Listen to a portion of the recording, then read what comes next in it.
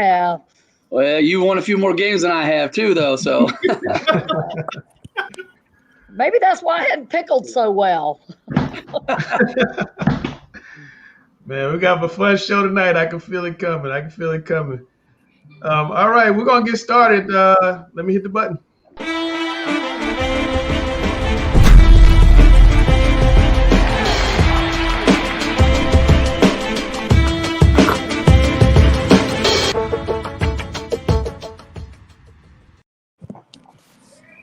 We had an eventful Sunday. We got some pairings out that nobody's happy about across the state.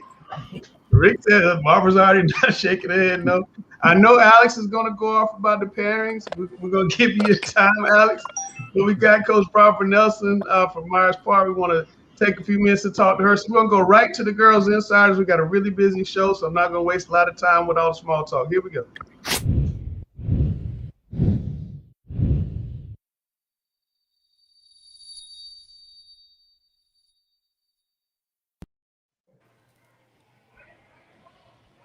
All right, we got Coach Barbara Nelson of Myers Park joining the show. 700 plus wins, 9 state champions, took Wingate to the Final Four as a college coach. I mean, you've done everything there is to do, Barbara.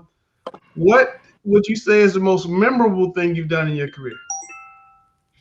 Well, I think I don't know. That's hard to say because there are a lot of good things. Obviously, the USA basketball years was great because I got to travel and coach the best kids in the country in that age group, and so that's pretty hard to compete with that experience.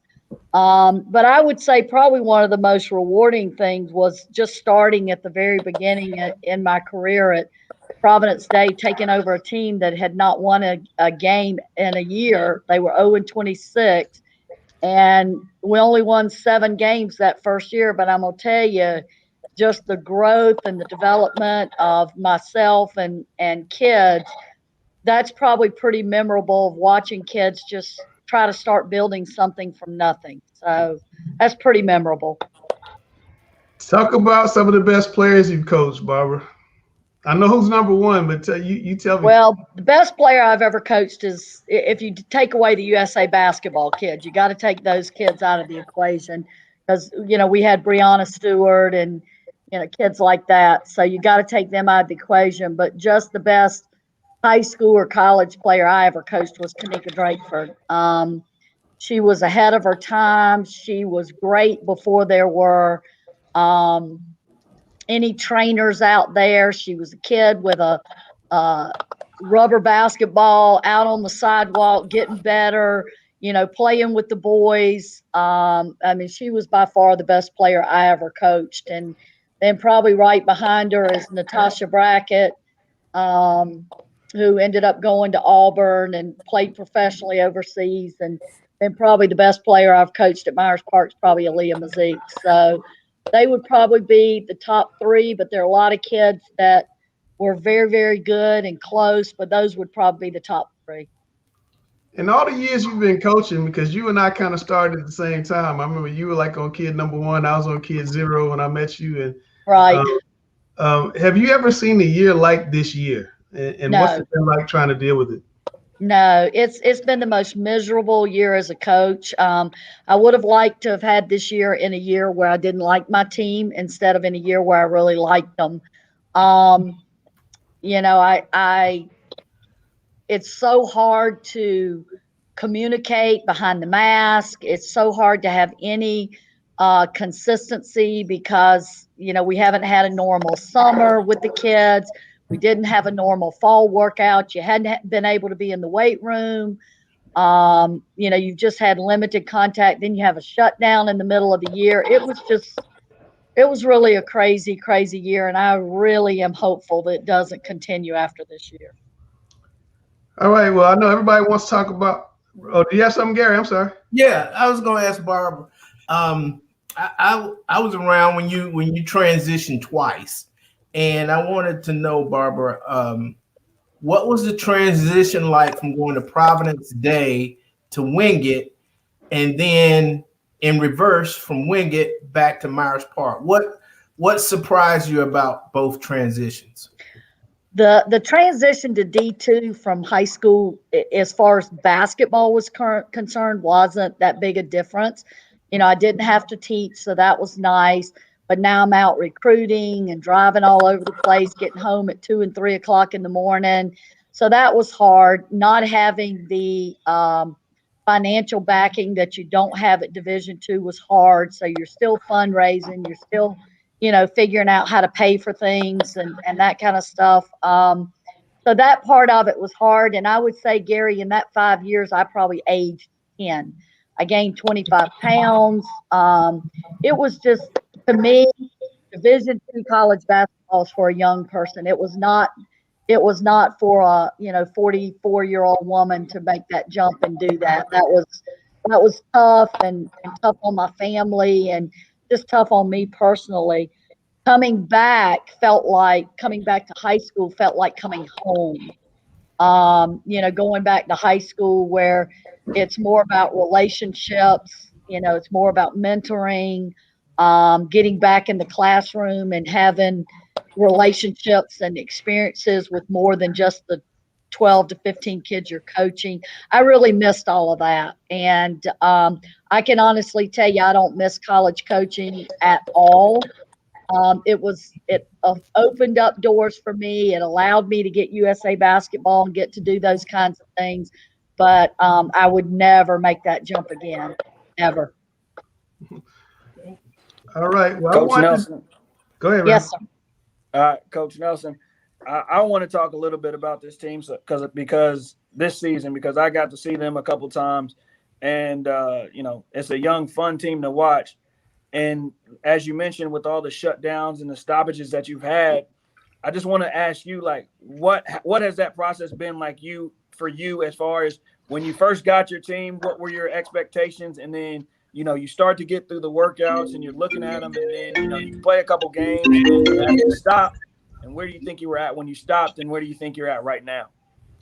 Well, we encouraged our kids to go back to what we called old school. I know Christy did the same thing, delivered, rubber basketballs to your kids, go find a court outside, dribble in your driveway. We encouraged our kids to run, and they did. They put in the work, conditioning on their own, running, that kind of stuff. Because we told them when we finally were going to get them in September, October, November, whenever we, at the time we didn't know when we were going to get them, we weren't going to have time to condition them. They had to come back in this year with some self-discipline. And we really had some kids that took that serious. Ava Davis, Nia Nelson, Nia Zaris, Reese Wilson, Janie Thompson, they all got out and ran. Anna Giannopoulos, they worked on their ball handling. They went to individual trainers. Some of them came to you. They really put the time in to develop themselves instead of waiting on coaches to open the gym. And so just the ownership that those kids took in their own development and in coming in shape really helped this team mature a lot. We were young. We are young. We were inexperienced in a lot of spots. And we totally changed our system, our offensive system this year, because we knew we were going to be young, and it was a good year to do that. They really bought in. So I have to give all kudos to the kids that we have. I mean, we just have really good kids, really committed kids, and they took everything we asked them to do serious, and they did it. So I'm really proud of them. Well, I'm really glad we have you and Christy on the show tonight, because I want to talk about these pairings. I've been hearing all day with people that weren't happy with the pairings. Barbara, you go undefeated. You get a low seed, a very, very tough first round match with Lake Norman. Ditto for Christy. You got to go play the Defending State champions. Just your thoughts first, Coach Mitchell, and then Coach Nelson, about these brackets, and then Randall, I want your thoughts as well.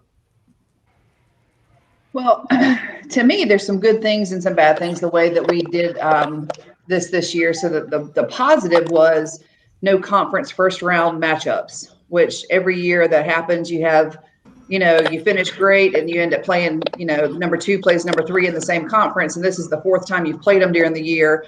So that's the one good thing that I can say about the way that things were seeded this year. The thing that I don't like is you take all the number 1s, you put them in a hat, and you just draw it out and say, here's all the first place finishes in the West. And Barbara, you finished undefeated, but you're a number 7, where South Caldwell's in a split 4A, 3A, 4A conference. They finished number 4, but number 1 in the 4A. They're 5 and 6 overall, and they're a number 2 seed. And it goes, just not on the number 1s, as well as the number 2s, and then the wild cards. So for us, we finished 2nd place in our conference, but without West Meck having a team this year, we only had 1 automatic bid. And of course that went to Providence, who was number 1. And so we went into the wild card, which out of the wild cards, we had the best winning percentage, and we also finished the highest at the 2nd place. However, whenever they drew the wild cards out of a hat, we got the last possible seed. So we're the number 16 going to Vance on Tuesday. And, I get it that, in order to be state champions, you got to beat everybody all the way through. Right. But I think there could be a different way. If once you take all the number 1s, then rank your number 1s, and whether it's by winning percentage, whether it's by max preps rankings, whether it's however you do it. But I don't think that a team like Myers Park, who is 7-0, other than Vance and Providence, everybody else that's ranked above her, above Myers Park, has a loss. And so, to have an undefeated team, you're thinking, okay, we're at 100%. Then, I would think that Myers Park would have a higher ranking or seeding than a number 7. So I did not like at all the way, drawing out of a hat. I feel like that this is 2021. We should have a little bit better options on how we actually do the ranking or the ratings, the standings, the seedings, whatever, for the state tournament. Barbara, your thoughts? Well, I'll repeat what my husband says every time to me when you get in the playoffs. It's kind of what Christy said. To keep advancing, you got to beat somebody good, which is true. Nobody's just going to hand you one, though, Barbara. Yeah, well, but nobody's going to hand you the win and move on. If Lake Norman had been in any other conference, been in my conference, been in the SOMEC conference, they probably would have won that conference. It's just they happened to be in Vance's conference, and Vance beat them by 2. It's not like they even blew them out. It's probably, in my opinion, the toughest, what would be considered number 2 team that's out there. And that's not meant to denigrate any other team, but they've got all the pieces. They've got a 6'4" girl who's really skilled. She's just not 6'4". She can really play. Right. And, they've got a point guard that doesn't turn it over. They've got a shooter that can shoot it. And, in high school basketball, you got a point guard and a shooter. It doesn't really matter what your other 2 teams are. Other 2 kids are. So I think it's a real tough matchup for us. We don't have the size to go against them. But, it is what it is. And Christy, I'm with you. I've never understood the way they do it. When they tell us they're using max preps rankings, but they won't tell us what the configuration is. So you don't know whether to play stronger teams or play weaker teams and win all your games. Every year, it's this mystery on how they're doing it, which is totally amazing to me. And you've got people doing it that don't watch anybody play. So, it is what it is. There's no perfect way to do it, and I guess they did the best that they could. Do I agree with a lot of the seeds? No, but they don't care what I think anyway. So, Randall, does it bother you that we talk about geography? North Meck has to go to Cary in the first round game. The whole thing bothers me. And this why is Cary even in our side? Right. Dwayne Lewis was in the back told me about this on Friday, and I was like, I didn't know that, Coach. She's like, yeah, they got these rally teams down in our bracket. I had no idea. I saw it in volleyball. There's zero reason for those Raleigh teams to even been in our bracket to start with. 100%. Yeah, that caught my eye too. The the West goes all the way to Raleigh. And what I was always told was you look at, if you have 32 teams, the 32 most Eastern and 32 most Western teams down the middle. So sometimes it stops towards Greensboro. And so sometimes some schools go one way and the next year they go the other way. So it just depends on, I mean, the more schools that are built in one area, then you're going to have more schools shifted. So based on, I guess they, instead of looking at the schools, they looked at where the location was per conference and split it down like that. Brenda, I'm sorry, I know Hickory Ridge has got to go all the way to Durham on a Tuesday night, and then get up and go to school on Wednesday. I mean, it's just like, really. It's tough. The whole thing doesn't make sense, and I understand Coach Nelson saying that they did the best job. No. This is absolutely ridiculous that all these teams, the matchups, and the worst part about it is I just feel bad for the kids. Like, first of all, you've already put these kids in a situation where, in CMS's case, we're only playing 7 games, so you don't have a lot of room for error. And then you think about it, if we're not one of the top 2 seeds in a lot of the conferences, we don't even make the playoffs. In Chrissy's case, because you have one less team, now you only have now you're in a 1-bid league. So it's already tough enough on these kids. A lot of kids that would normally in a given year be in the playoffs are not in the playoffs. And then you're telling me that the only possible way that we can figure out who should be where is by drawing names out of a hat? It's ridiculous. Because of the fact that these kids, they've been through enough. They deserve the best opportunity to compete and to move on and advance. And the way that these seedings were done doesn't give them a chance to do that. Yeah, Alex, let's flip it a little bit. Tell me what you see in the West, and we can switch classes if you want to. But tell me what you see in the West. I mean, the East, rather, in the East. What do I see in the East? Well, several things. Number one, best of luck to whomever comes out of the 4A East, because whomever comes out of the 4A West, and I've said that on this show before, congratulations to whomever comes out of the 4A West. Okay, let me rephrase. Who's going to come out of the 4A East? I think it's going to be very, very tough, the way the bracket is configured, for anyone to get past Millbrook. I don't see it. Millbrook and Ashley in the second round game with the best player in the country. Well, we have situations where you have the best player in the country, but then we go back to conference strength. And coming out of that Cap 7 4A conference, as Millbrook, which turned in an absolutely dominating performance over Southeast Raleigh, granted not the same Southeast Raleigh team, but still that's very much a signature win. Okay. And that in and of itself puts Millbrook in a very advantageous position on paper.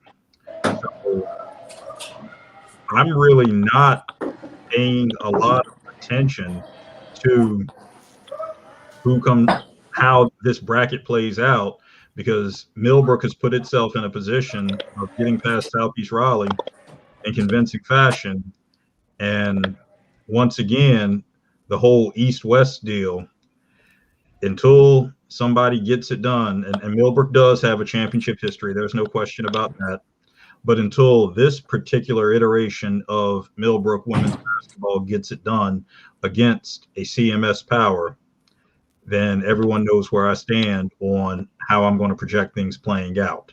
Now, if you want to switch to another classification to continue this theme of bracketing issues on the East side, let's look at the 2A division.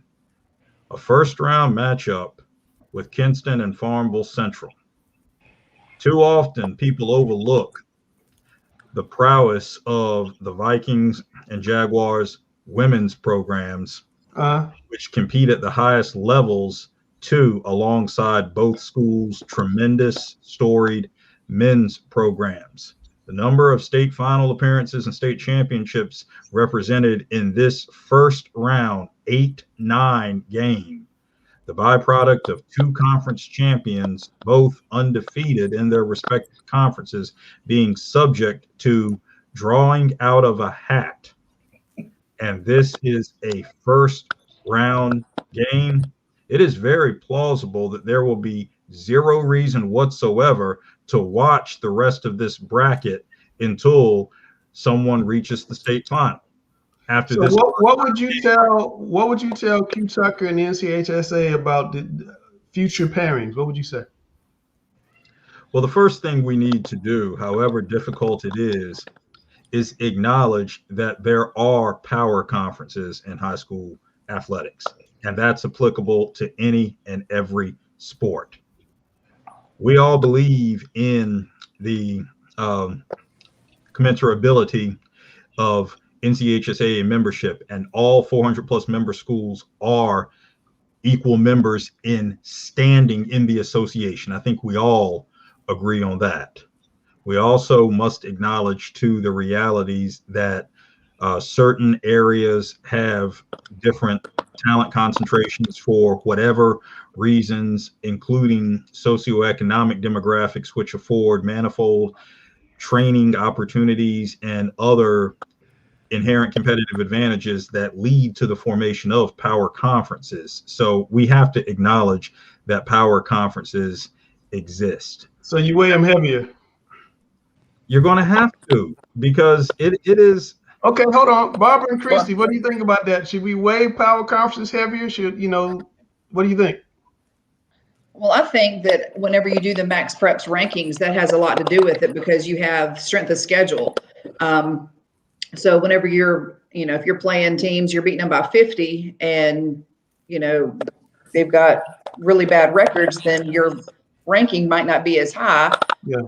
Where if you're losing a team, if you lose to a team that's, really, really good, you actually could increase your strength of schedule a little bit. But this year there was the strength of schedule and Max Preps rankings had nothing to do with the way they seeded the tournament.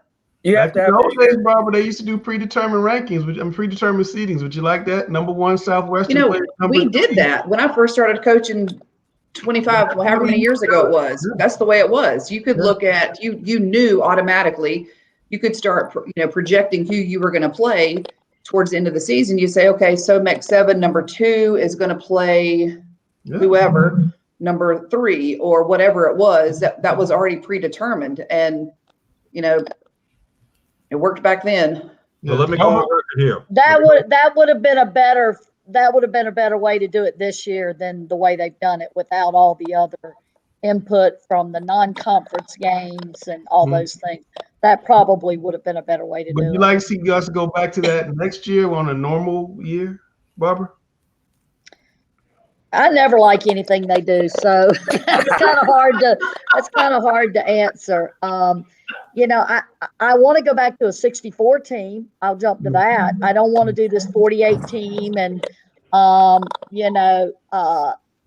Christy and I are going to be in the same conference next year. We're only going to have 6 members again, which means only one of us is an automatic. And I don't mean us, I just mean our conference is going to get in, and that's going to leave everybody else scrambling. And, so I think you do need to have the Max Preps input or something else so that you can at least have a control. If I can't beat Christy and she wins the conference, I need to have enough games of other people that I can beat, that I can legitimately say I should get in. They just need to have. But you see, here's the other thing right here. We have a lot of misunderstood history because of poor timing. And let me give you a prime example here and make an NCHSAA, NCISAA link. In one of the 1 or 2 seasons, I can only think of 1 or 2, when Barbara Nelson didn't win a state championship at Providence Day. Seems like she won it every year. No, just the last few. It took us a while to get one, and then and it took, unfortunately, private schools not being as big overall through the state for that to happen, consistently. So if you remember, so you think back to some of the great teams Barbara had at Providence Day. Now let's go back to the early 2000s. She was in a loaded conference, and if you remember back in the early 2000s when Jill Ingram played for her, okay, now those were some nice teams that Barbara had, but that was bad timing. Keisha Brown was at Charlotte Christian. that is not a commentary on the team Barbara had. Well, That's girls basketball was a lot better issue. back. Girls basketball was a lot better back then than it is now, especially on the private school side. The private school side now is nowhere in the zone close. But what I'm excited about is Christy versus Barbara twice next year. I'm excited for that. But Barbara, I hope it's 3 times that we meet in the conference tournament finals. Yeah, let's do it. Let's do it. Well, Coach, thanks for coming on. I really appreciate you, Barbara. Good luck against Lake Norman. Thanks for having me. I know you're kind of, singing their praises a little bit, but in the back of the mind, I know you got a plan for Tuesday night. So good luck to you.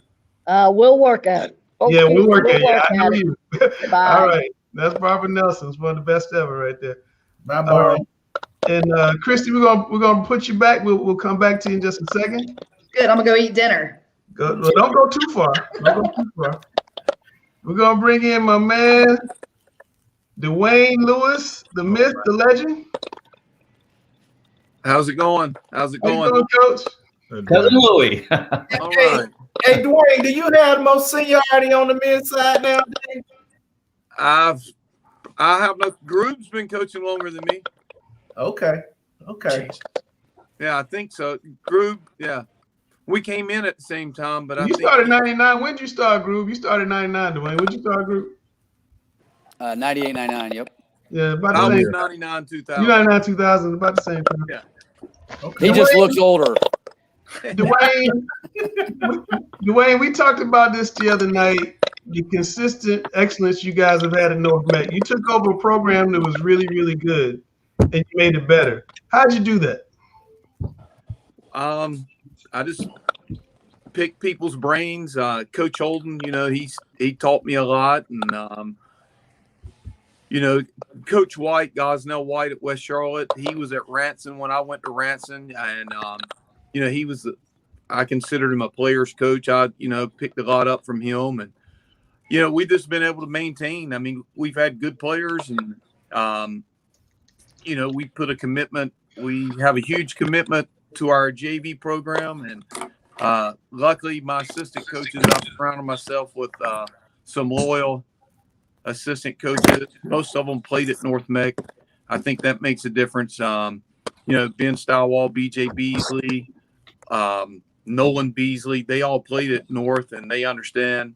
They have a lot of pride in the program. And Coach Camp, Clark, Clark, he played with me in college. He's been here for 20 years, it seems like. So we coached, myself and Clark coached BJ Nolan and BJ. So there's just been a lot of pride, and I think that has a lot to do with it, that everyone, and Jarmel Baxter, he's on the staff, and I forgot about him. All of us, they've all played here, and they just have a lot of pride in the program and wanted to keep being successful. What Coach Holden laid the law down for, we try to keep it going.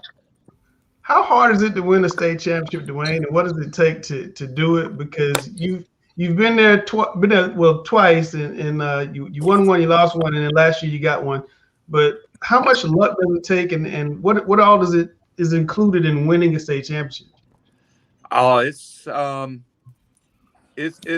tough. I mean, Grube has won one. He's done a great job. He beat us the year that they wanted at East Meck. They beat us up there. That was the year they had it at high school at Mount Tabor. They beat Hopewell on like a last-second play, and then we were up there. But it takes a lot of luck. Naturally, you have to have players. You got to be talented, but it's a long season. I think when we get to our playoffs, I like it 64 teams. I think Coach Nelson was talking about that. There's a lot more that could happen when you're having to play 6 games. Anything can happen. A couple years ago, I thought we were really good. I thought we had a chance, and then I had 3. A lot of people, they don't know I had 3 ACLs or 2 ACLs, a meniscus, a broken wrist, and people don't know about that. There's just so much that goes into it, injuries, and with CMS academics, the 2.0, which we stay on top of, but there's a lot of things that could happen. So it's definitely that 6 game. It's tough, and after you've been nicked up nicked and banged up in our conference with, Huff and, West Charlotte and Vance and, all the teams with Hopewell. Everybody plays a different style and it's just physical. So takes a lot of luck. I think I always tell our guys, you get to the regional, the best team doesn't always win. But you got to get through there and stay away from the injuries.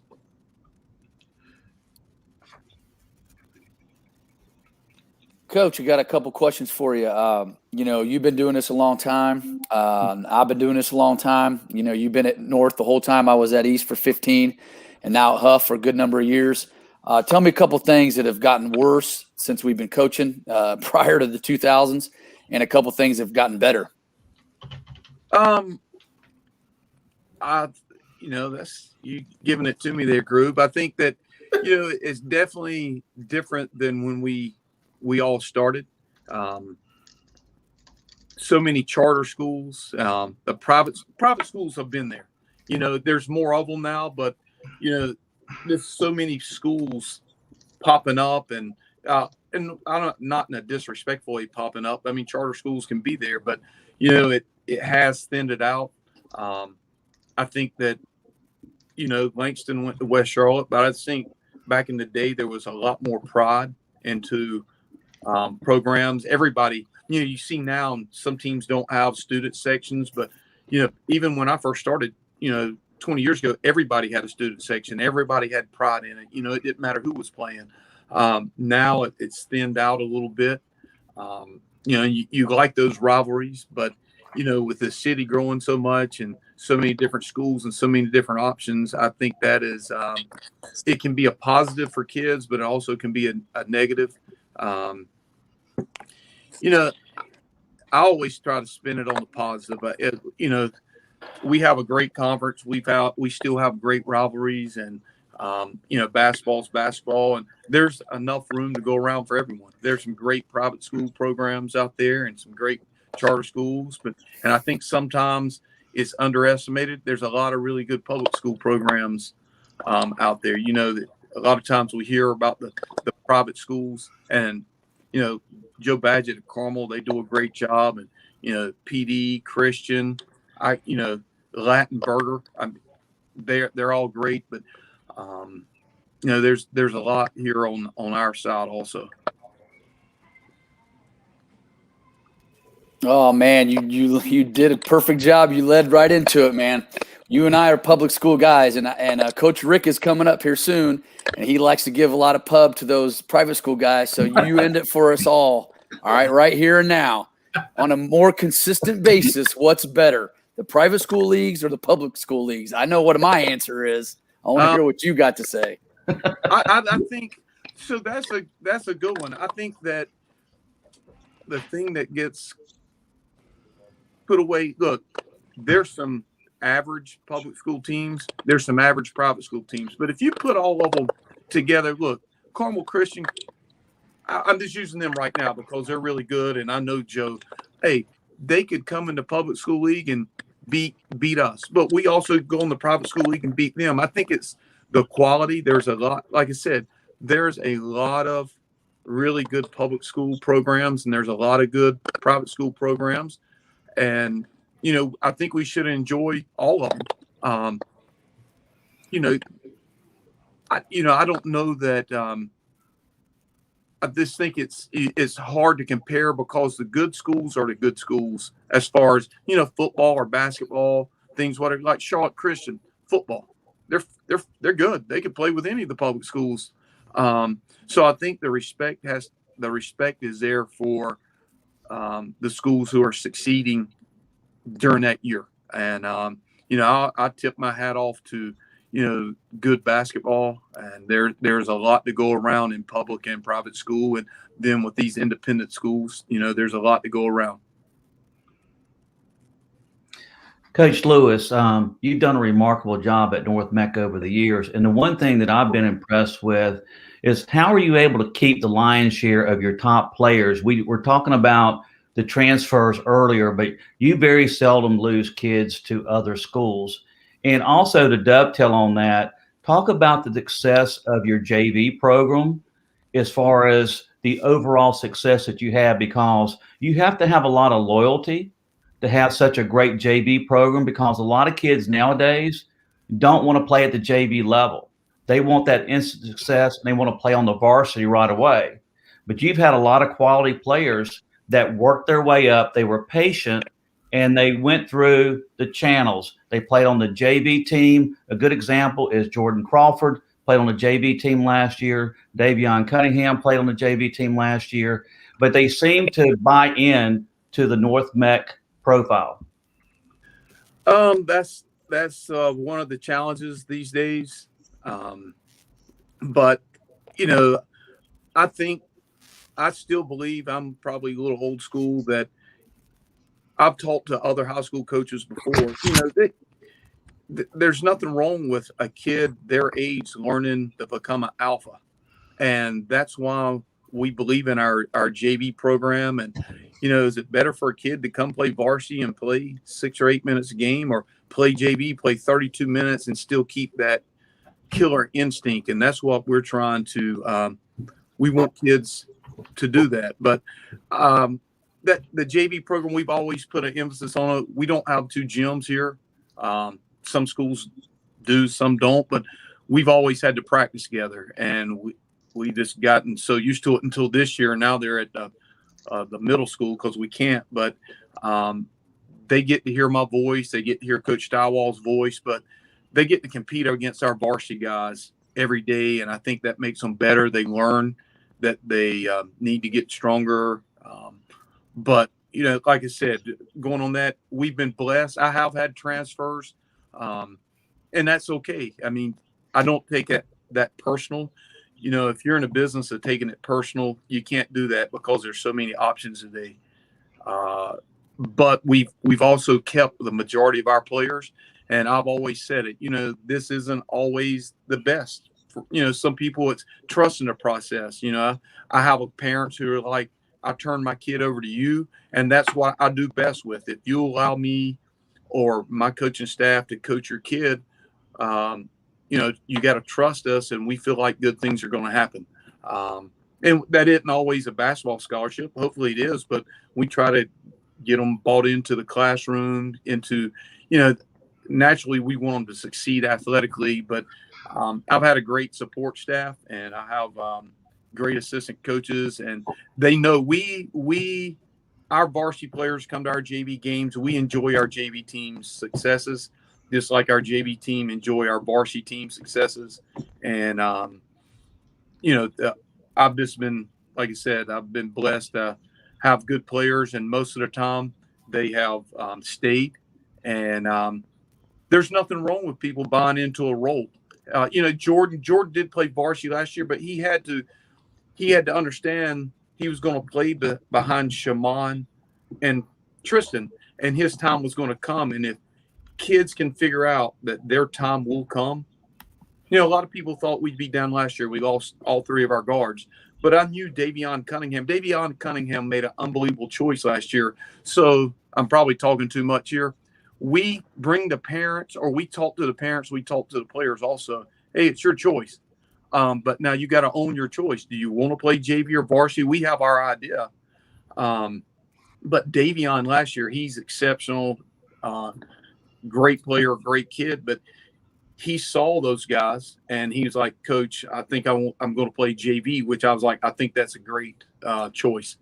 And he's the player he is today because he dominated JV last year. And he had people in his ear like, man, you're playing JV over there. You should do this and that. But he trusted, and he understood that this year he wasn't going to go straight into being a role player. He was coming in to start because he proved it every day in practice last year. Going up against Traden and Tristan, you get better, and Shaman. So that's where we are with that. And we have some kids on JV this year. They're going to be really good for us next year on varsity. And like I said, we practice together, and I think it's better, me personally, I think it's better to play 32 minutes in a JV game than to play 6 minutes in a varsity game. I could be wrong on that, but that's my philosophy. Because you're still college coaches come to our practices. They don't come to our game. If they come to games, but college coaches, not this year, they come to our practices. So they're getting to see you practice against our first team varsity every day. So you're getting the exposure you need. And if you're on that varsity team not playing, it discourages you. Sometimes your parents could get upset, but also we just feel like that's the recipe for success at North Meck. It isn't for everyone, but that's what we feel like helps us out. Well, Coach, you know, I used to do the drills and skills way back in 2003, and got to know you and your family really well. And your daughter used to come and to the drills and skills, and also she played at North Meck. Who gets more nervous for you during a game, you or Lauren? Turn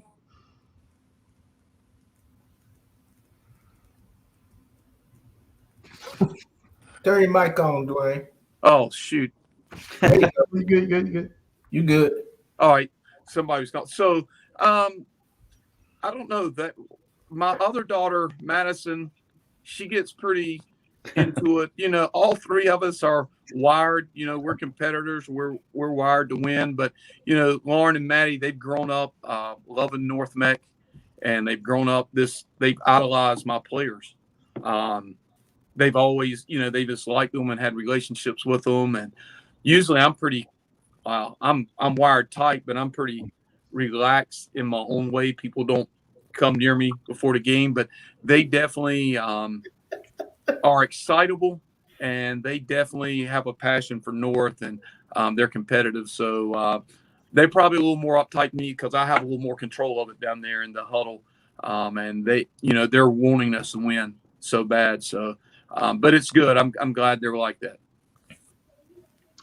Coach Lewis, you mentioned your relationship with Coach Gosnell, Rusty White, and you mentioned how you're an old school coach in a lot of ways, and those of us who know you well do agree with that. Looking at this particular team, I want to make a historical connection and see where you stand. Do you think that this particular team, with someone like a Jeremy Gregory, you talk about kids buying into roles, and I think the success of this team is driven by your players realizing that Jeremy can be a go-through player. He doesn't necessarily have to take the shot, but the team is better when he touches the basketball in a possession. Do you see what this team is able to do with Jeremy as a go-through player as comparable to what Coach White's 97, 98, 98, 99 West Charlotte teams did with Jason Parker as a go-through player?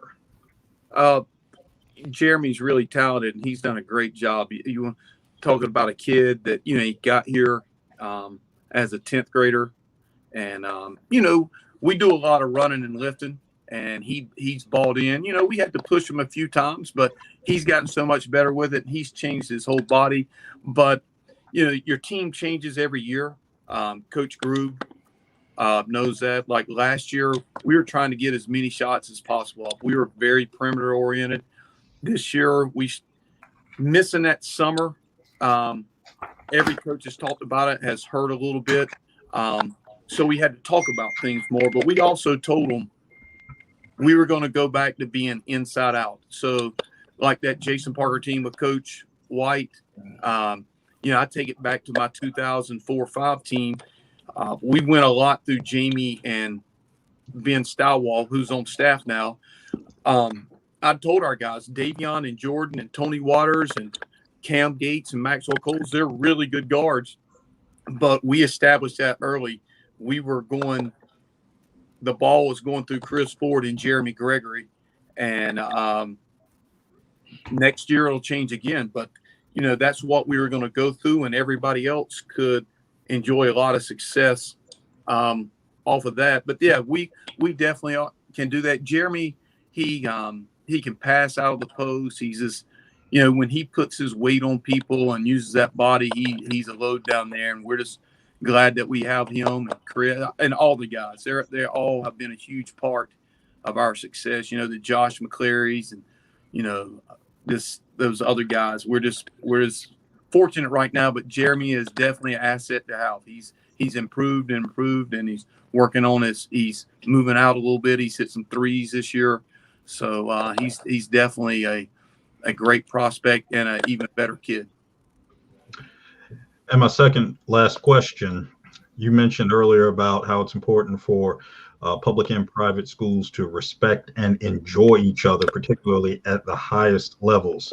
So given what we've established with your program, your fellow conference programs that you've acknowledged in the CISAA, including the likes of Carmel Christian and Joe Badgett and so many others, given the existence of these talent levels, the CISAA's 8-semester rule, and your goal of respecting and enjoying public and private school basketball, what do we need to do to realize a Charlotte Mecklenburg City County Championship? Okay, wait, Dwayne, before you answer that. I've been waiting to get you on the spot for this one, Dwayne. I've been waiting. Hey, go ahead. I passed that one off the group. No, no, I mean, like, you know, I don't know what to say on that one. I have a lot of respect for all those coaches. A lot of them are my friends, and even if they're not my friends, they're people I respect from afar. I know the Big Four, what they used to consider the Big Four when I called up, you know, Country Day, Latin, Christian, and Providence Day. They went back to the 8-semester rule, which was huge. But, you know, all the other ones haven't. And I still think there's a difference when you have the ability to have a 5th-year guy out there playing against some 9th or 10th graders. But we do get the opportunity to play them in Christmas tournaments and Thanksgiving tournaments. And, that's the thing with that. Is it a difference? Maybe a little bit. It's according to how many reclass guys they have. But still, look, Carmel Christian, I'm using them. They're really good. Combine is really good. You know, Jeff, I grew up playing with him, and Combine's really good. So I think there's all a place that you can play. But, you know, here's the thing that people don't understand. Rick has asked some questions before, and Groove understands it. We only have 24 games, and everybody's, oh, you're dodging. We're controlled by our football schedule. And now one thing that's going to happen, which is good, we used to play 11. They've moved it down to 10. But if you have those 11 football games, well, that's 20-year games right there. You have to play your football schedule. So when we first started, and I use Langston again, when he was at West Charlotte, when I first started, and Groove knows this, you had to play everybody twice. So if East Meck was on your schedule, you had to play them home and away. Well, the athletic directors got away from that, and you have to play everybody once, not twice. So that gave us a little more flexibility on the schedule. But still, when you get to 24 games, if you got your 14 conference games and then you have your other 3 football games, that's 17. Well, then if you play in a Christmas tournament, you're up to 21. And then we have, in honor of Coach Holden, you have that one. We have the Thanksgiving tournament, and then we always go to Bojangles Bash as long as they invite us. That's 24 games. I'm a big proponent, which a lot of people don't like to hear this. I think we should increase our schedule. I think we should have the bill like, private schools. I'm not sure how many they can play. It might be 28 or 30, but I wish public schools, they would allow us, hey, schedule 28 games. Then we could. Then all of a sudden you could do it. Or say you could play 22 regular season games and 2 tournaments. Or we could not have a conference tournament. Well, then that would count against our games, and you can't do it. See, that's the thing. We can only play those. They told me in the past you guys could do whatever you wanted to on that conference tournament week. They've told me that before. Well, no, I don't know who said that, but that conference tournament, that count, we can only play in our conference because it's for a bid. You can't have or those games would count. From what I understand, those games would count against our 24, right, Groove? Yeah, so once our season's over with, that 24 games, that's why I love the conference tournament, because it gets us 3 more games. But we couldn't go out and play like it's a throw together tournament. You can't do that. You can only play 24 from my understanding. I could be wrong on that, but that is the big thing. So then if you have it during Christmas, then you're taken away from us going to the beach ball or Arby's or, the John Wall, if you get invited. Can we do it in Christie's tournament? Can we put together something in Christie's tournament? Maybe the Saturday before have a first round and then let Christie's tournament be the city championship. Well, I know she. Wait. Christie's in the back. Me thumbs up.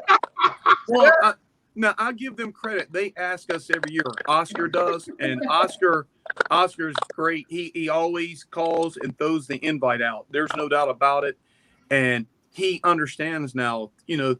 I'm a loyal guy. I'm old school, and they all know it. I'll keep doing it. Coach Holden is my guy. That's my guy. And as long as I'm at North Meck, there will be a Leroy Holden Thanksgiving tournament. And I told Oscar this, and he's like, you're right. He's like, I get it. How am I not going to be in the Leroy Holden Thanksgiving tournament? And he's sitting over there on the sideline giving the award. I hear you on that. And so I will never. I respect Coach Holden and North Meck so much that as long as I'm here, we started that for him. We're going to have that. And then when I'm long gone, whoever takes over for me, hopefully it's Ben Stywalt. He's going to keep it going. And so that is the deal with that. But the Charlotte Hoops Challenge, that's big time. And they do invite us every year. And but Groove knows it's not just me. A lot of the public schools we're handcuffed. Like I'll use Carmel again. It's like I'm on them because Joe, I like Joe a lot. They don't have no, they're good. They don't have a football team. So they can go out and just play anyone. Whereas Groove, he's got to figure out who Jenkins is playing in football. And then he's got to go play them on their out of conference schedule. It's, we are required, but we are. Could that be changed? Does that have to be that way? I'm not sure. That we've always been told that you got to go by your football schedule. And like the greatest thing ever is when you remember at Langston and Groove. I was instrumental at East Meck because I said, why are we playing the same teams twice? It does me no good to get this. I need variety. I need to see a team that presses. I need to see variety. And so I remember the AD was Ron Coltrane. And I said, why are we doing this? He said, football schedule. And a long story short is it's easy. I mean, the schedule's done. You have 4 games that you need to implement. So you do your home and away, and there's your 8 games. You're done. Your Christmas tournament, there's 11, and your conference teams. Well, and I said, we had to go out, and I had to go say, hey, I'll call the coaches, and I'll play them. And that's when it turned into. You play their 4 teams that are in the football schedule. And I said, that's fine. I'll call schools. Like call my buddy at Sun Valley down there, and some other teams from the other conferences, and I thought that was great. So that after that, it kind of you saw that a little bit. Played Mike Kraft at Audrey and different teams. So you have a 1 or 2 games where you can get some of your guys in that you might not get in the conference season, and then you got your teams where you need to up your ante. They're going to be good next year. You say, hey, let's get a home and away. And my deal was always we'll play you, try to even it out. I'll play you away, and then the next year you come to our place. Yeah. So. All right. Well, I know we've kind of running heavy. I want to get really quick thoughts from you guys about the state playoff bracket. Randall, anything jump out for you on the playoff bracket in the public schools? And I know you want to get to this, but I got a question for Coach Lewis, and everybody else went already, so I'm gonna ask my question first. Coach Lewis. Yes. I know you mentioned some of these guys, and I think, Jordan and, Tony Waters and Davion, I think we kind of knew that they were going to step in and, they were going to be instrumental in you guys' success this year. But you mentioned Josh McClary and Maxwell Coles, and those are 2 guys who kind of jumped out of nowhere for a lot of us. But I guess for you, seeing them every day in practice last year on the JV team, like you already knew what you were getting. Can you talk about how those guys are and their roles and how they've been, instrumental? Because I know they're not the ones that end up in the paper getting written about, but they've been phenomenal so far this year. Oh yeah, so that goes back to what we're saying. I'll go quick for Langston. We feel like that all our kids can play or have opportunity, and you're only going to get better by going up against guys who might be better you or people that you're trying to catch up with. And Josh McClary's one of those kids. He's going to Roanoke. He's committed to Roanoke, but great summer. But he's always kept his head down, grinded, had some D2s, but made the choice to go to Roanoke. But he's always had that ability. And, you know, sort of like with Jordan and Davion, Maxwell Coles is one that, you know, a lot of people didn't know about. But Maxwell comes from an athletic family. His dad played at Carolina. His brother plays football at Central Connecticut State. And he has that work ethic and those athletic aspirations. And he's had some unbelievable games for us this year. And next year, he'll be starting for us, and he'll have the opportunity. He'll have plenty of college scholarship choices, but that's where it is with us. We have some more coming up, and they buy into the process. They buy into what we're doing. They're not worried. You know, a lot of people get in their ear, but they have been loyal to us, and you hope they just keep staying that way. And we feel like we have a great staff that develops players, and if you do what we ask you to do, you're going to be successful. And I've had plenty of kids. I'll say this. I don't want to do it because it's not about us. I've had plenty of kids. They averaged more in college than they did at North, and because they were ready and they understood what they were doing. And Coach Grooves had something like that. You know, when you have a really good high school team, then all of a sudden you go to college, you flourish a little bit. You can flourish a little bit because your role, you know, roles are crucial. And roles change every year, and roles change when you get to college. So, but we've got 10 great kids this year who buy into what we're doing, and you know, most of the years we have. Dwayne, can you hang on with us just for a couple minutes? Yeah, I'm good. You got me here. I'm at school sitting here in my office, so you got me. All right, just hold on 1 second. We're gonna bring you right back. I got my man Chris Hughes, and we've been teasing all day to this Sweet 16. And let me get my football guys on here. We're gonna do our football show tomorrow night. Reveal the big Sweet 16. We're definitely gonna let Gary go his question with Dwayne when we come back. But Chris, we came up with this idea of me and you talking about, and I gotta find it. I'm sitting there teasing it and I'm not ready. We sit here talking about wait, that's the wrong thing. Hold on. I got it. Hold on. I'm going to find it. I wasn't ready. We were talking about the Sweet 16, and then we were talking about, see, that commercial we put out was real because he was mad about my initial poll I sent him. He didn't like that. So we talked about a second Sweet 16. And I just said, man, that's a really cool idea to do a second Sweet 16. So with no further ado, Chris, let's talk about the first patch of it, 32 through 25. Well, guys, this will obviously give some answers as to who's going to be in this debut Sweet 16 that we're going to announce tomorrow. I know we've put a lot of work into it, but you know, it was my thought process to let's get as many teams out there in the paper and on the airways as possible, because there's more than 16 really, really good football teams. And quite honestly, there's probably about 35. There's probably going to be 2 or 3 coaches that are going to be a little mad at us for not putting them in there. Probably rightfully so. But anyway, let's just take a look at it, and we'll go from the bottom up. 32, West Rowan, very physical team. Lewis Kraft in his first year as the coach. Coach Joe Nixon left from Mooresville, and he left a lot of good athletes, a lot of really huge linemen, some big linemen. And you got to have those guys to move people from point A to B in football, especially in a winter/spring season that we're going to see today. So I really like the physicality that we're going to see out of West Rowan. They got a big D lineman, Zeke Diggers. I'm assuming he's coming back. He's phenomenal. Central Cabarrus right there, South Piedmont Conference team, one of the most electric and just hard-hitting athletes, running back, complete any position on the field, in my opinion, in DeAndre Boykins. They're right there at 31. Anson County, you know, we don't think a lot about Anson because they didn't make the playoffs last year based off of, a bench-clearing deal that they had in their Richmond County game. But Coach Jackson, Ralph Jackson's got some incredible athletes on that team. I think they went 7-3 a year ago. Look for R.J. Jackson, one of the most electric players on that team, to really shine in this season. I hope that Coach Jackson's got a schedule filled out. I know he was looking for some games. Moving there, Hickory. Hickory's a team that we might see some surprises. They've struggled for about the past 4 or 5 years. I think this is the year that Coach Russell Stone up there, obviously a Hall of Fame caliber coach, gets it done.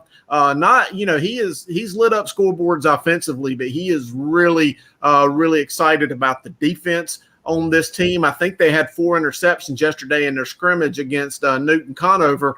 And Rico Walker is one of those big players that I look for him to really knock somebody's, rattle their teeth a little bit. I don't want to say knock their head off because that wouldn't be appropriate. But here's an interesting thing that Russell Stone has told me. He said 9 of his absolute best players are on the 12-1 Hickory basketball team right now.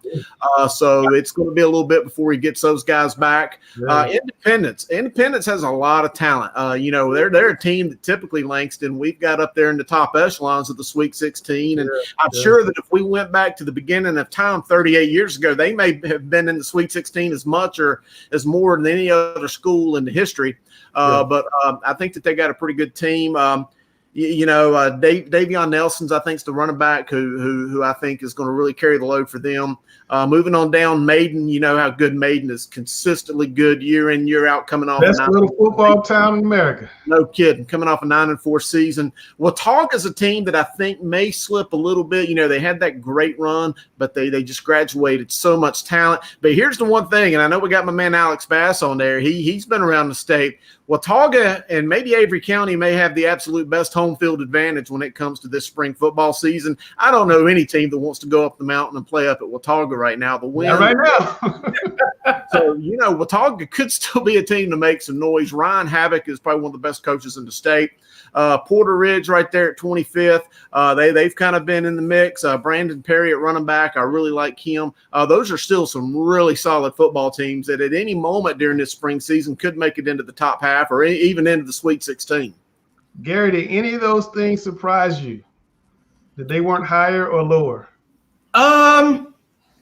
Maiden, maybe. Watauga, I thought might be higher because of the weather advantage. Yeah. Do they have a turf field? They do. Okay. But Gary, you're right about that. But as we look at these next few teams, and then as we look at the Sweet 16 on tomorrow night's show, you'll realize that the football in the Charlotte area, which we've always known, is just absolutely stacked. All right, so now a lot of schools watching this are like, oh wow, we're in the Sweet 16 because they're not in this list right here. But go ahead, Chris, real quick, run it down for us. We're going to start up there 24th. Cox Mill High School's probably got one of the absolute best quarterbacks in the Charlotte region. Really high on him. They're the one team in that South Piedmont that I think could knock off A.L. Brown, who, by the way, and we'll talk about them tomorrow night, Mike Newsom's team is absolutely loaded this year. Varney Farambula, I'm not going to mess his name up. Don't ask me to pronounce his name, but he can play. I know Kenzie had him on the show a few months ago. Incredible athlete. I look for him to really light up the field. They got a turf field there at Cox Mill, and I think he'll be running all over it. Newton Conover had a good showing against Hickory. I'm really big on Coach Stephen Pack's Red Devil team. He lost a couple of his best players that went on to graduate or went on to college early, but Justice Craig, the quarterback, I really like that guy. Alexander Central, they're a team that could have easily been in the Sweet 16. Really strong year. Lake Norman's coming off a 6-6 season, but I really like what those guys. Anthony Lyman returning at quarterback. And the one thing that they've got at Lake Norman is just a lot of big, hefty guys up front that can move you from point A to point B. And with the offense that they run up there, that can be a really tough chore to manage throughout the course of a game. And I think they're going to have an advantage on some of the teams in the IMAC because they've been working out all this time and conditioning all this time, and the other teams have just started a couple of weeks ago. Yep, that is absolutely true. North Lincoln's a team that probably could have easily been in the Sweet 16, but again, I think just kind of shows just how stacked football is in the area. Obviously, you see Olympic right there, who I think is very dangerous. Mooresville is incredible. Ashton Edstrom's one of those athletes that I'm looking at from Coach Joe Nixon, who we mentioned moved over from West Rowan. And Ardrey, that's a team that was really dangerous last year. They were 11-2 last year. I'm still a little iffy on some of the guys that are coming back. If all of their guys are coming back that I've seen play, then they've got a chance to be really dangerous. They had a young man. I know we've mentioned him on the show before. He was a sophomore, Brooke Stankiewicz. He's a huge cross player as well. If that young man comes back and plays football, he's one of just the best football players I've seen. He might not have the measurables to go to a Division I school, but if I was coaching again, he'd be the guy I want lined up for me. Yeah. Gary, again, surprises. Alex, anything in there surprise you? I think Olympic and RG Kell are going to really fight for that conference title. Cameron Smith at Olympic looks like the best running back in Charlotte going into the season, but I don't want to put words in your mouth, Gary. I know you're going to tell me Hickory Ridge is going to win the Southwestern 4A, but go ahead. No, well, I'm thinking back to what Alex said earlier in the show when we were talking about Power 5. Because if you think, I'm assuming, I haven't seen it, but I'm assuming that Vance, Mallard Creek, and Huff are in the top Sweet 16. There's a pretty good chance of that. And Mooresville in the second Sweet 16. That's a Power 5 right there. Yeah. And 3 of those teams are probably not going to get in the playoffs. That's correct. New season, and that's where we have the Vance and Mallard Creek coaches on tomorrow night. They both told me they're worried that the loser of that game is going to really have a tough time getting into the playoffs. Yeah, they can't lose the top 10 teams in state. I think they can't lose another one. And what if everybody in the IMEC went 3-3? That's not going to happen. It's a very interesting theory. It's a very interesting theory. Or at least 5 of them, And Sam is going to steal one. I got a feeling Sam is going to get one of them. Well, we'll have Sam on tomorrow. He can tell us why he's not Basement Sam. But Chris, thanks for coming on the show. We're gonna have a whole lot of fun tomorrow. Big announcement. We got Mack Brown on the show tomorrow night at 7:00. Bring your questions. He was great when he was on this last spring. I think it's going to be one heck of a show. Chris is going to reveal the real Sweet 16. We're going to do fresh faces. Kenzie's back. I mean, it's going to be crazy. All the zany, as we like to call it, so it should be fun. But Chris, thanks a lot for coming on. Sorry you had to wait. No, man, it's okay. I've enjoyed watching basketball. I've enjoyed this show sitting back here. Can't wait till tomorrow night, man. It's going to be fun. Thanks a lot, Chris. Y'all have a good night. All right, man. Good night. That's my man, Chris Hughes. That is the most knowledgeable high school football guy in the state of North Carolina, Dwayne Lewis. He's kind of basketball version of you. All right, so back where we left off in Randall. No, who had a question? Gary had a question. I had a question. Gary had a question. Here we go. Hey, Dwayne. Back at the start of when we started with your interview, you talked about how Coach Holden and Coach Rusty White were 2 of your mentors, and they were mine as well. Even though I didn't play basketball for Coach Holden, I did play football for him and had him as a PE teacher.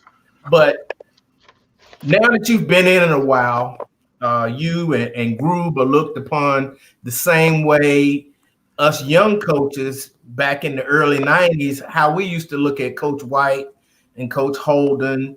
Who do you mentor? What coaches look for you for guidance now that you're the veteran guy and not the young guy like we used to be?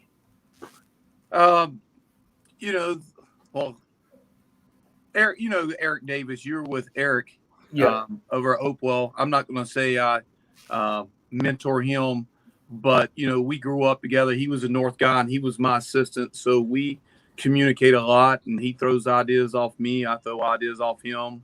But Coach Stalwall, he's my JV guy, and we spent a lot of time. He's someone that could have went and had a varsity job already. He's really good at what he does, but he's one of them who's heard trust the process, and sometimes you just don't go take a job, but he's one that we throw things off of. But with it, look, my daughter, Lauren, I mean, it's people that are close. We spend a lot of time. I hadn't talked to her here the last week or two because she gets a little uptight, and sometimes she doesn't like suggestions. So I just wait for her to call me. But there's so many young guys out there, and there's so many coaches that, anybody looking for any type of knowledge or anything, I still feel like it's my first year. Like I'm the guy with the I got to prove myself all the time. And so I'm here, but those are ones that I spent a lot of time with. Jarmel Baxter, who went to Fayetteville State to coach, he's another one. But I've been fortunate that, like I said, Coach Holden taught me a lot, and then Coach White, seeing how I considered him a player's coach, and being at Ranson, and then when he was at West Charlotte, I would just go there and talk, just talk to him, So that's who I would go with. All right, I've been working to get you guys to talk about these playoffs because Dwayne, we talked about it a little bit the other night. You were telling me you couldn't understand why some of the teams were. Let me go to the 4A. Some of the teams were where they were. Just your reaction. First of all, everybody's been talking about all day. North Meck got a number 3 seed. And I'm looking at the bracket, and I'm like, well, that's not all that terrible, but it looks bad on the face of it, I would say. But your thoughts on the playoffs, the seedings, and everything, Dwayne? Well, here's the thing I'll go quick. Hey, I'm just happy that we're playing. So and we knew from the start that they were going to – we don't know if they put names in a hat, but we knew they were going to do it like that, and it was going to end up causing a little bit. But, I'm – Chu Tucker and them – I'm happy that we had a season and they're giving us a state playoff, so I'm rolling with it like that. And you could argue with any of them, and we didn't get to play a full schedule. But the one that confused me a little bit was probably how a Raleigh conference is down here. Not necessarily the drawings, but how a Raleigh conference is down. You're like, wow, that stuck out. But it is what it is. Condensed down, every team's good. You got to be ready to roll at this point. Congratulations, Coach Grube, finishing second in your conference, Dwayne. Coach Grube, I saw Graham Worland, a couple of your guys imitating Tom Brady and Gronk with the post-game celebration. I saw that. Your thoughts on your playoff draw? You're playing the co-champs out of Southwestern 4A round 1, and then you might have to play the Southwestern 4A champs if you get past that one in round 2. Man, like Coach Lewis said, I'm just glad to be here. We had a heck of a run the last week. I think, I think Coach Lewis's game helped us because, they beat us so bad. I think everybody thought we were so terrible. So I think West Charlotte came in very overconfident. And, you look at the scores, and West Charlotte, tied with North Meck going into fourth quarter. Yeah. So I think that helped us out, to be honest with you. But I was real proud of our guys, man. We played, West Charlotte on Tuesday. And then we had to turn around and play at Mallard Creek on their senior night on a long court. And then turn around and play Vance the next night. And that was tough. Number one, we had to win out. And so we were focused on winning number one Thursday night. But the second objective was try to get, keep our legs fresh for Friday. Because we knew that if we won Thursday, that would come down to it because we weren't going to get a wild card at 4-3. Nobody was. So we talked about that league before. And so we're tickled to death just to get in. Our guys, exercised some demons by beating Vance. They had kind of, owned the varsity the last couple of years. And actually, our JV guys more so. And we lost a couple heartbreakers the last 2 years over there. Half court shot beat us 2 years ago, and last year, last second play again. And so we're just happy to get there. But ironically enough, it's we played Rocky River last year, first round. So it's kind of a rematch. And then of course, we know where our season ended at Independence last year. So we're excited to be there. Like Coach said before, Coach Lewis, hey, we're glad to have a season, man. I look at some of the records. The other counties weren't as affected, with the number of games, 10, 11, 12 games. But we got the brackets, and sure, there's issues. There's issues when you max preps and, beating a team by 30 and then, getting weighted and all that stuff. And then the I was there when those were done too. So I'm glad to see them, man, and be playing Tuesday night. Yeah, Randall, you had a lot to say about the girls' bracket. I'm curious what you think about the boys' bracket. We can change classes if you want. But, one thing I do want to say is, Gary was talking about a Power 5 conference in football. I think the IMEC is also that in basketball. And now we're unleashing some of these IMEC teams like Huff against other people. Is that going to help them having been challenged so hard in conference play? Huff's going to be battle tested. They're going to be ready. And I'm not saying that because Grube's right below me on my phone right now. Everybody knows how I feel about him. But I respect what he does on the basketball floor, and I know his team's going to be ready. I already went off about how I felt about these brackets and how they pick these teams, so I'm not going to go back through that. I'm going to talk basketball now, and I think two games that jump out at me are, Huff with a rematch versus Rocky River, a game, and with a potential to see Independence in the next round, but also R.J. Reynolds and Myers Park.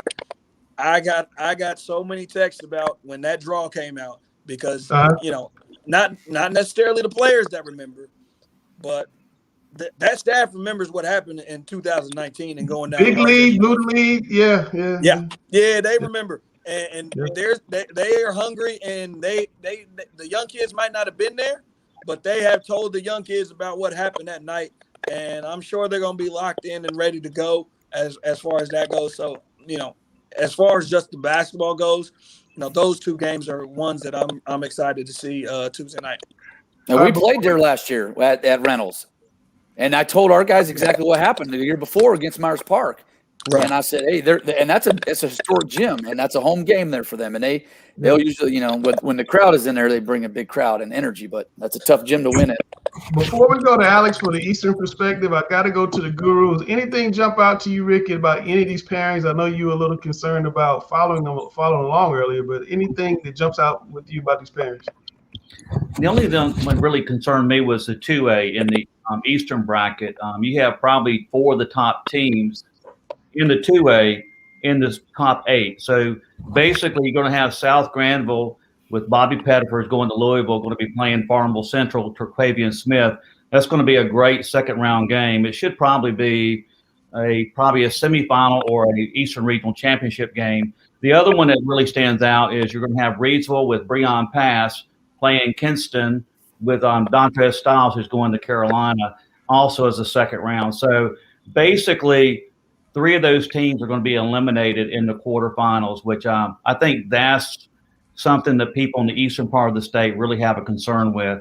I think on some of the other ones, we can cherry pick them, but I think in the 4A, we look at some interesting matchups in the second round. You'll have Aldrich Hill, provided they win, and also Harding could be a nice second round matchup. As you well know, Harding lost in overtime to Aldrich Hill, so that would be a very intriguing game. Also, North Meck didn't get a great favor being defending state champions, undefeated, a number 3 seed, and going up against a very good team from Raleigh and Panther Creek. They're 12-1, so that's a very tough matchup there. But at the end of the day, I do think it's going to be North Meck coming from the west and Millbrook coming from the east. And Alex, who's going to win that state championship game? North Mecklenburg. No pressure, Dwayne. Well, as I'm talking, I'm watching this tape on Durham, Jordan, and they start 6'10". Some guy who moved in here from California and 6'8" and 6'8". So I'm worried about this. And Dwayne is correct. He's correct. One game at a time. And Rick is correct as well. That on paper, it does shake out to on paper. You know what's funny, Gary, is that they're talking about the good teams in the East playing each other in the first 2 rounds. That's Mecklenburg County football every single year. Butler and Malley Creek week 2 every year. All right, Dwayne, we do this thing called One's Got to Go. And since Christy had to leave, I'm going to put you on the spot. I got to go because I'm watching this tape Just now. 2 minutes. I'm going to take me and Rick out, play the theme music, and y'all do One's Got to Go. I just be fun. Bass, is this your show, buddy?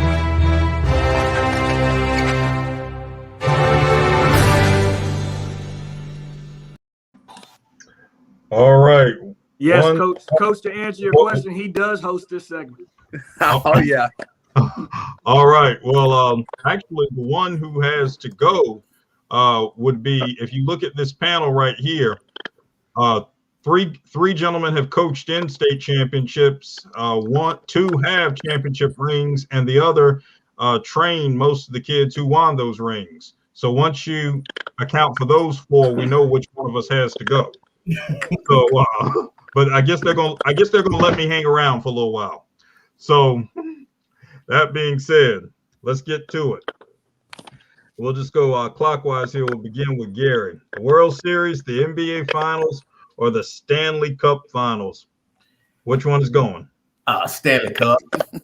I don't know the rules of hockey. I don't know a hockey player other than Wayne Gretzky. We got a team in Raleigh, but Jesus. other than that, that's all I know about hockey is guys skating around with no teeth in their mouth. So, Oh my God. Stanley Cup got it. Oh my God. Dwayne? Oh, no doubt. Stanley Cup. I mean, Oh my gosh. we didn't necessarily grow up with it down here. So, hockey's just, I don't know if I've ever watched a whole quarter. Oh my Great God. athlete, but Period. I don't even know what it is. Oh my But I'll God. go with the World Series, NBA Finals, but Stanley Cup's got to go. The Midwest, Randall? the Midwesterners have to save this show right now. Oh my goodness. This is the Stanley Cup Finals are actually the best thing to watch on here because you literally don't know what's going to happen. If your goaltender gets hot at the right time, you can win the whole freaking thing. It's amazing. The NBA Finals, I'm a Lakers fan, so I can't get rid of that. The Mets stink, and the Yankees always win. Two things that I hate. So the World Series has to go for that reason and that reason alone. Jason? This is easy. I thought they were going to bring some thunder with this. It's got to be the Stanley Cup's got to go. 2016, the greatest World Series that ever happened. Oh, Right, the Chicago Cubs winning in the most exciting game after a rain delay.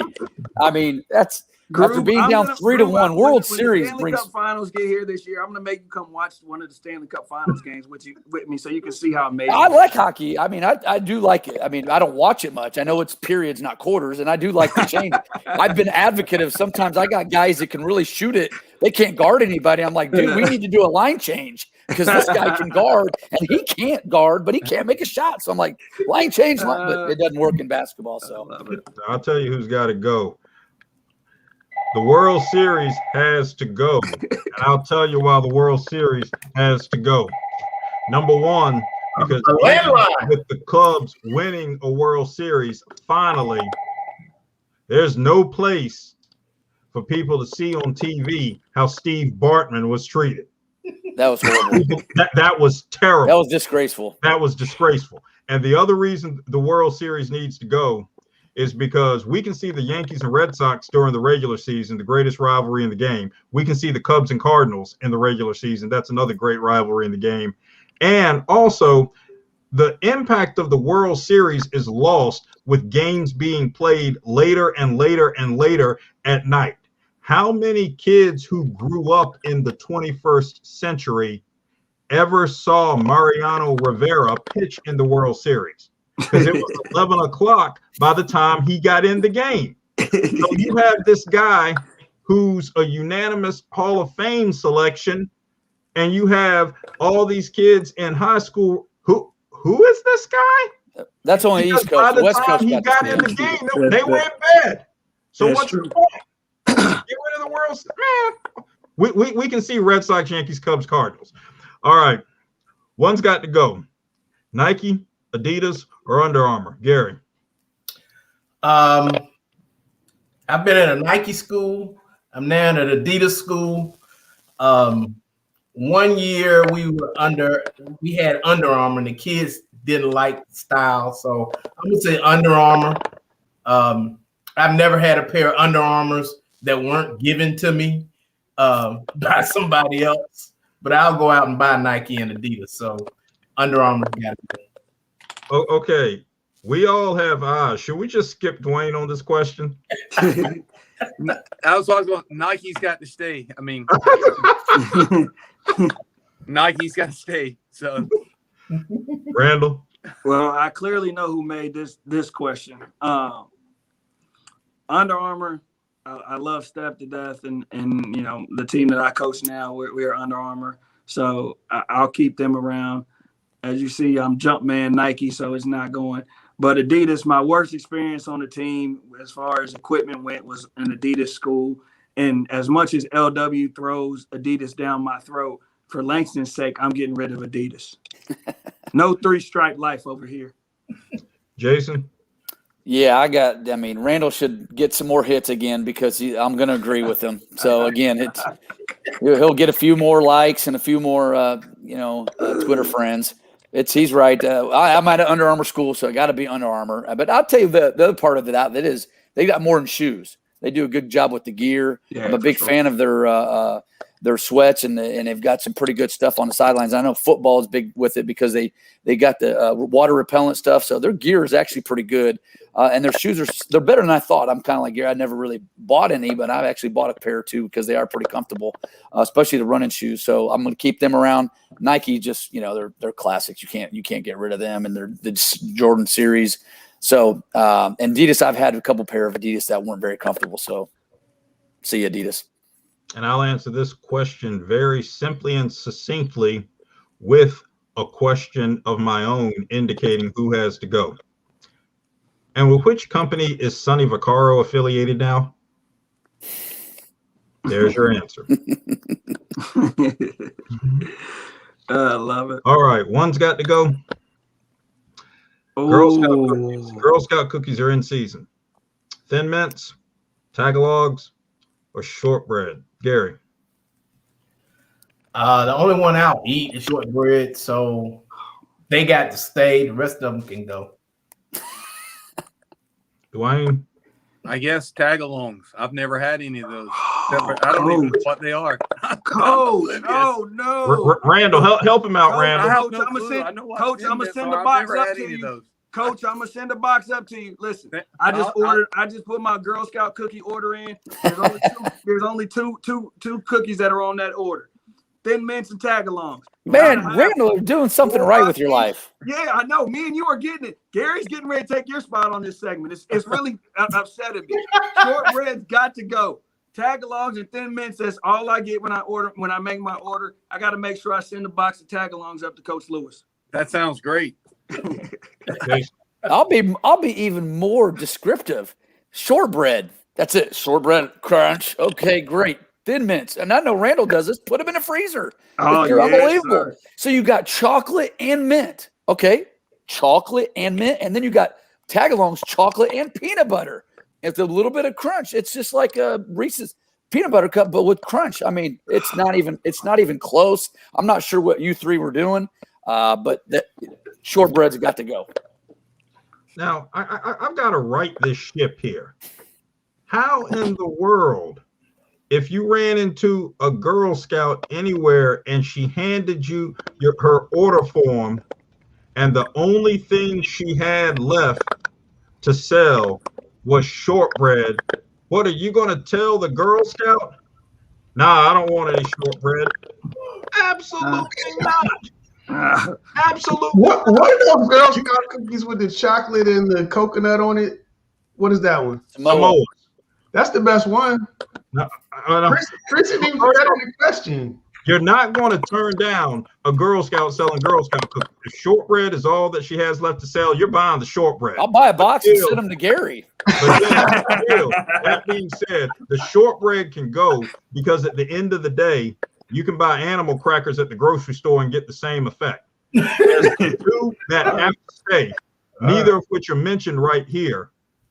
Where are the lemonades and the peanut butter sandwiches? Where are we? I just ordered these questions. These are my questions last week. You see LW trying to throw Chrissy under the bus. I'm throwing Chrissy because she's not here. I'm throwing her all the way under the bus. Wow. Hey, Coach Lewis, man, I appreciate you sticking. I see you looking at film. I know you got to get ready for the big game. I see you over there looking in the corner. I see you. Good luck to you, Coach.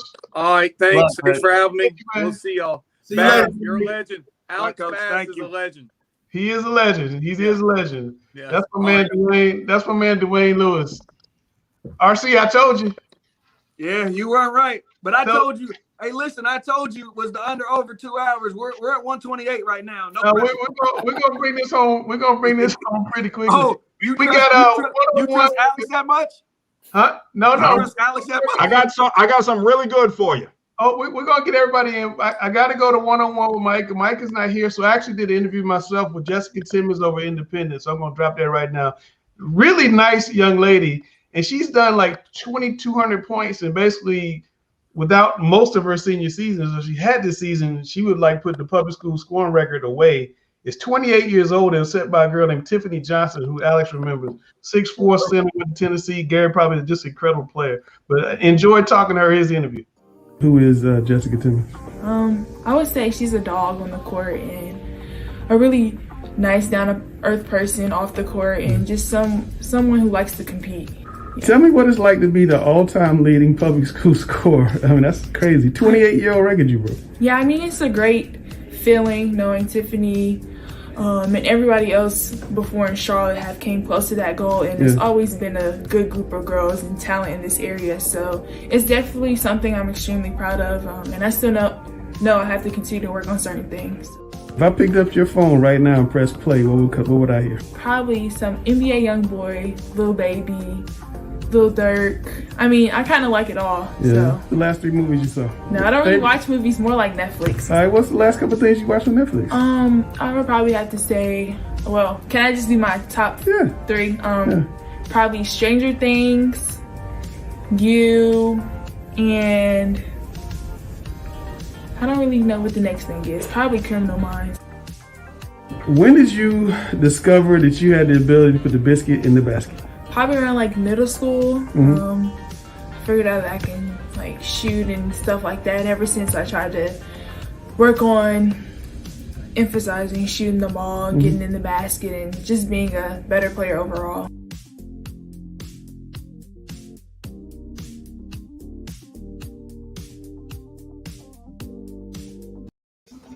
All right, I really enjoyed speaking to her, but since I'm short on time, so I'm gonna go real fast. Let's talk about the girls' playoffs round for the private schools. What jumps out at you? Providence Day does it again. 20 years and running. Josh Springer just finds a way to get it done. After losing the Country Day twice in the regular season, he gets them in the state playoffs on Saturday and finds himself back in the Final Four. You think they can get it done? Hey, I would never bet against Josh Springer. It's like betting against Brady. You know, and I literally mean that. What about that other semifinal with Cannon? Are you seeing that one? I mean, I think Reagan Richardson gets it done. I think we are on a collision course for Providence Day Cannon matchup, and it'll be a good one. Oh boy, that'd be one heck of a final up at Cannon School. Richard, talk to me about the boys' side. What jumps out at you? And what jumps out at me is that Cannon is going to Greensboro Day despite beating Greensboro Day and being the conference champion. Yeah, that one sort of surprised me. The cross pool, the way they're doing the East versus the West, the 1 seed plays the 2 seed, but you know, Cannon's the state defending state champions, and like you said, they beat Greensboro head to head in an earlier game, and they won their conference championship. I know Greensboro Day did as well. So that one really surprised me. And again, I said the top 4 teams in the private school at the 4A was Carmel, Cannon, Greensboro Day, and basically Charlotte Latin. Unfortunately, Charlotte Latin had to take the loss to Cannon. That was their 3rd time probably playing them in the last 2 weeks. That was a tough matchup there. But when it's all said and done, I think Carmel's going to come away with the state championship. I just think they have, you know, too much in Ben Burnham. I don't think there's anybody on any of the opposing teams that can stop him on the inside. And he's such a defensive presence. He's like we saw the last game, he had a triple-double, 22 points, 23 rebounds, 10 blocks. Just an amazing young man. And we have him now ranked 9th in our top 10 in the 2021 class. But all the players in the 2021 class are all going high major. Except for him, and he's going to Winthrop, and he signed early. And it would have been interesting if he would not have signed early, what his recruitment would have been like at the current time. Jason, in the last 5 games, Coach Groove, this young man has 135 points and 91 rebounds. Last 5 games. That's hard to do. That's a lot of rebounds, man. That's something else. Yeah, he's really balling. Randall, let's update your girls' player of the year watch list. I see a little bit of a difference. A little bit, not much, and I think for me it was just rewarding somebody that's had a great career and somebody who, you know, when I sent my list in last week, she was an honorable mention for me, and you told me you can only have 5, so I wanted to welcome Miss Moreland to this list. She's had a great career, advanced Obviously, getting them to a 1 seed, which we saw earlier in the date with Christy Mitchell. Everything else stays the same for me on my list besides that change. All right, next week we got to pick a player of the year. Is anybody really going to challenge the young lady Ashley that everybody thinks is the best player in the country? Maybe I'm giving it away. No, I don't think so. Unfortunately, Jessica Timmons would have been probably the one to give her a great shot at it. I think Reagan Richardson is a dark horse, depending on how she finishes up next week. Can have a lot. Well, she cuts it down, and the Ashley girl loses early. Yeah, I mean, there's a shot. I think I think her and Jessica, it would have been really close. Jessica just didn't have enough games to really make it interesting. All right, Coach Lewis, on the boys' side, I really believe deep in my heart and soul that Ben Burnham right now should be the Gatorade North Carolina Player of the Year. I'm ready to vote right now. When they call me next week, that's the name I'm giving. I think we got to wait and see who wins the state championship. I think the MVP, come from a state championship team, and I think with Carmel, with Ben Burnham has a chance to do that. Eric Vanderheiden with Millbrook has a chance to do that. The same with Breon Pass and Traquavian Smith. But I think whoever wins the state championship, those are all 5 great names. Also, we've added Robert Dillingham from Combine, who's probably going to be on the, they're a top 10 team nationally, so you have to throw his name in the hat as well.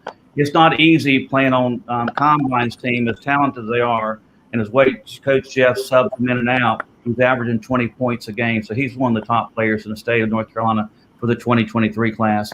And I did want to mention one thing, something else that sort of jumped out at me on the brackets in the 1A. I was surprised that both Victory Christian and United Faith have to both go on the road. Yeah, that's a tough draw. Randall, regardless of class, anything else, not who's playing the best this year, but purely recruiting, who are the 3 best players in North Carolina, period? But in order, 1, 2, 3. Robert Dillingham, Ben Burnham, and Traquavian Smith. Rick. Yep. Rick. I would say Robert Dillingham would be there. I would agree with that assessment there. I would also go with Ben Burnham, and also the other one would be probably a toss-up between Breon Pass and Traquavian Smith. Breon Pass is averaging 35 points a game, 14 rebounds, 5 or 6 assists. He's putting together some monster numbers. I know the competition is not as strong at the 2A level that some of the others are playing, but still those numbers are pretty impressive. Do you think that the guys, Alex, at the smaller schools get punished because they don't have the competition that Coach Groove's teams might, for example, play night in, night out? I wouldn't say punished necessarily as much as people, whether intentionally or not, do not appreciate the way they share their gifts and talents to take their teams to higher levels. And I think that all of us here have a unique perspective and appreciation on that, and realize that these young men are showing that they can play anywhere.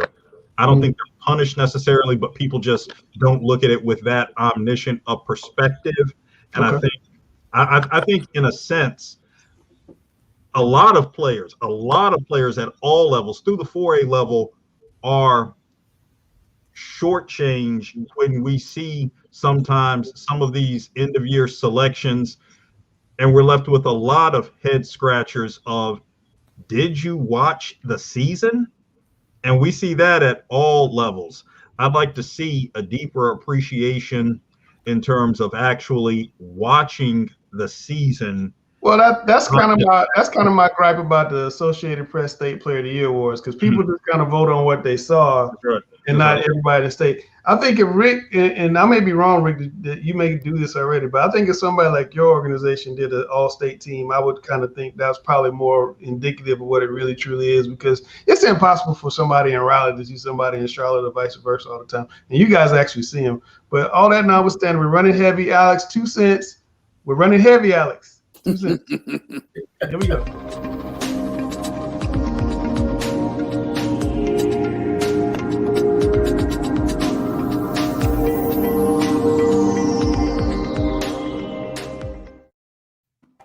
I recall being overjoyed by my dad's presence at a 2014-15 season 9th grade boys basketball game.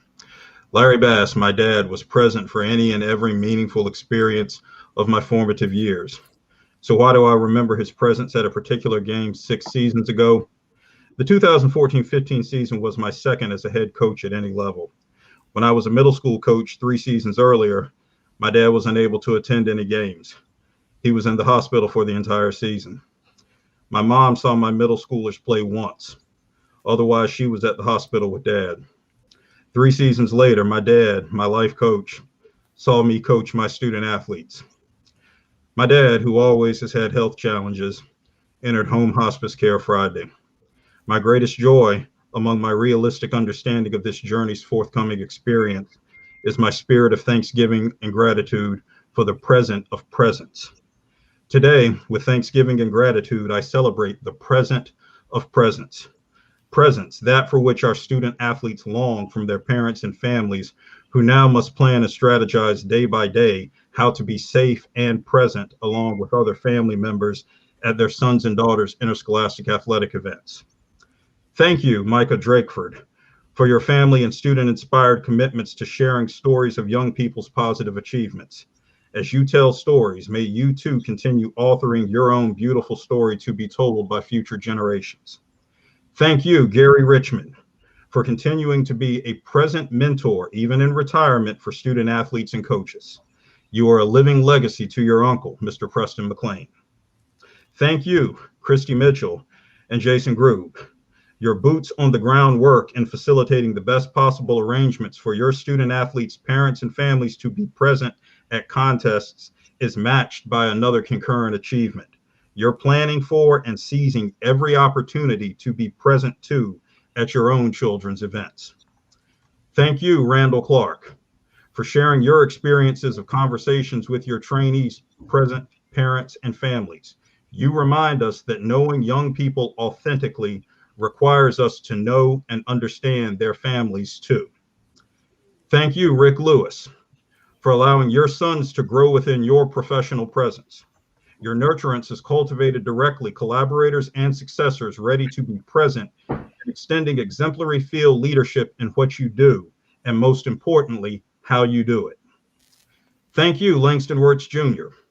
Your tears after seeing your son, Trey, win a state championship in 2016 reminded everyone that you, while an exemplary journalist, first and foremost, are a model husband and father. A model husband and father. Thank you, Dad, for your gift of presence. I am the person I am because of you. Thank you. All right. Thanks a lot, Alex. Such a beautiful tribute. Prayers to your father and your family as well. You didn't have to tell everybody I was crying in my son's state championship game. You had to put me on blast like that. I love my kids, man. I do. I don't hide that. So, guys, look, I know we're heavy. I appreciate everybody coming on. Gary and Alex are going to have you guys back on tomorrow for our first football show. We got my man Mac Brown's going to join us. That's going to be fun. Mac's always got all the stories. And we're going to be heavy tomorrow night, Gary. I'm going to tell you now. I know it. I already got my tape breakdown, so I'm good. So make sure you got your vote or whatever you need to drink at a time, because Matt can tell a story and he takes a long time to weave them. So thanks a lot for joining. This is our next to last Talking Preps. Next week is going to be the last week. We're going to preview the state championship games. We'll get Coach Group's thoughts, and hopefully maybe you're still playing. And then we'll be talking about your guys. And Randall, not Gary, and Coach Lewis are going to reveal their player of the year. I think Randall may have given his away. And we may see if we can get him on the show and accept the awards, and it should be fun. The final show, we have Coach Mitchell back. I apologize. She had to leave, and I was running heavy, and so she had to leave. So we'll see you guys next week. I'm Langston. That's Alex. That's Gary. That's Coach the Guru. The Guru, Coach Lewis. Coach Groove and Randall, the best trainer I know. We are Talking Preps. We'll catch you next week. Good luck, Coach.